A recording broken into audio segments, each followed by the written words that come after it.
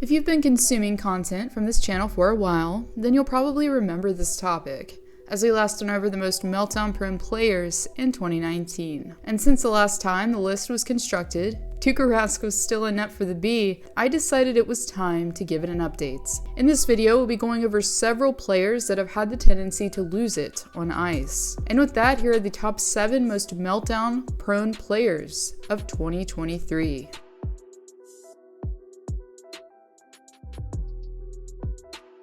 Sidney Crosby, one of the most decorated players currently in today's game. A Conn Smythe, 3 Stanley Cups, and a slew of other awards have granted Crosby the respect he receives from his peers and fans alike. However, if you know anything about the captain's earlier days in the league, then you'll know that he was nothing short of explosive at times. And the consistent factor that caused Crosby's outbursts in particular has been officiating. If you watched HBO's 24/7 series back in the day, then you'll probably remember Sid's classic verbal tirade in DC that was meant for the officials. A few more meltdowns that stand out from Sid are when he threw a water bottle on ice in the finals in Nashville, when he went postal on his way to the locker room in Washington, and the time he received a misconduct penalty for not agreeing with a penalty call. Despite his past, however, Crosby has seemed to calm down with age and maturity. Even though he'll always remain highly competitive and will break a stick here and there, he hasn't had anything classifiable as a meltdown in quite some time.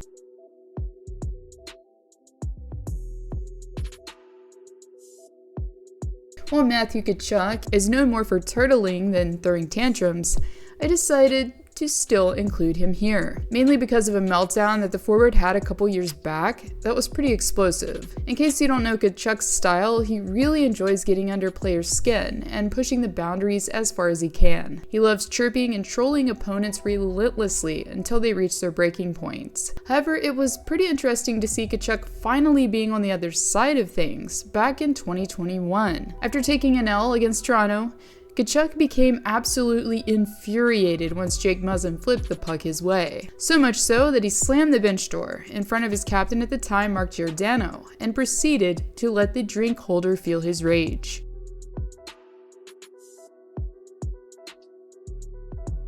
Whether you're from Cole Harbor, extremely competitive, or both, these are apparently risk factors when it comes to being meltdown prone. And if you know anything about Nathan MacKinnon, he's no stranger to losing his cool by any means. His most notorious outburst yet happened back in 2019, after head coach Jared Bednar didn't pull Avs goaltender at the time, Semyon Varlamov, soon enough for his players' liking. MacKinnon lost it on the bench. MacKinnon proceeded to slam his water bottle down onto the bench and to furiously yell at his coach. Besides that particular incident, MacKinnon, in humorous fashion, received misconduct more recently for throwing Connor Garland's helmet at him during a scrum. He's also become absolutely unhinged while deciding to drop the gloves a few times as well.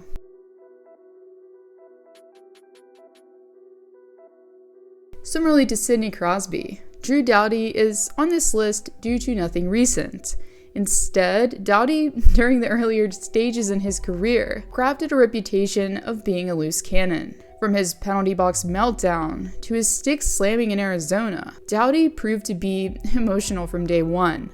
Besides becoming volatile towards officials, the defenseman has also lost it on opponents a good time or two. Leo Komarov and Matthew Tkachuk are just a couple of players that have felt Doughty's wrath over the years. Tkachuk in particular pretty much used Doughty's reactivity against him on multiple occasions when the two were both playing in the Pacific Division.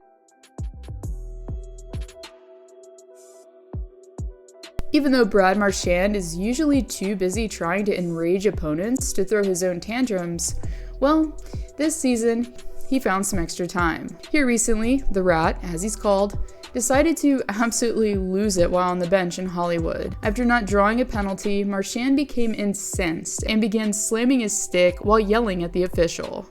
And instead of receiving a power play due to his outburst, Marchand was made to watch his team go on the penalty kill from the box.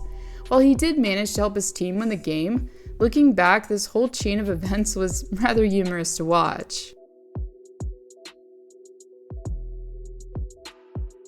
It seems like it's almost a weekly occurrence anymore that Michael Bunting makes headlines around social media for losing his cool. From yelling at Mark Scheifele to breaking his stick in frustration, Bunting has been extra volatile lately. His most famous altercation came about after a linesman decided to shove Bunting off of the playing surface after he wouldn't obey simple commands. Usually, if you listen really closely while the Leafs play, you can hear Bunting screaming at the referees at least once per game. But the intensity is what the Leafs were in desperate need of prior to Bunting arriving in Toronto. However, due to his antics, Bunting has developed the reputation of being a rather loose cannon.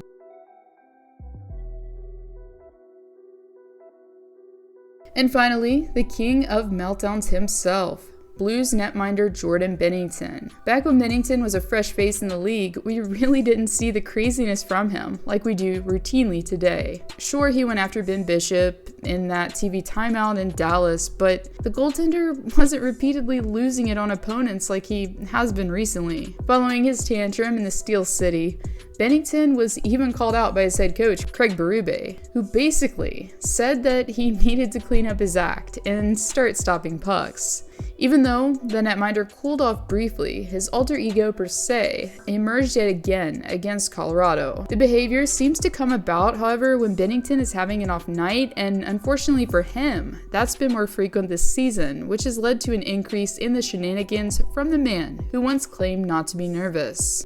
In conclusion, I hope you all enjoyed this topic, as it's always a rather fun one to cover. If you'd like to support me and my work, you can do so by joining my Patreon and/or buy me a coffee. Also, don't forget to stay hydrated. Head over to Liquid IV and use my promo code AlyssaHope in all caps to receive 20% off your order and free shipping. Thank you all for watching, and I'll see you all next time.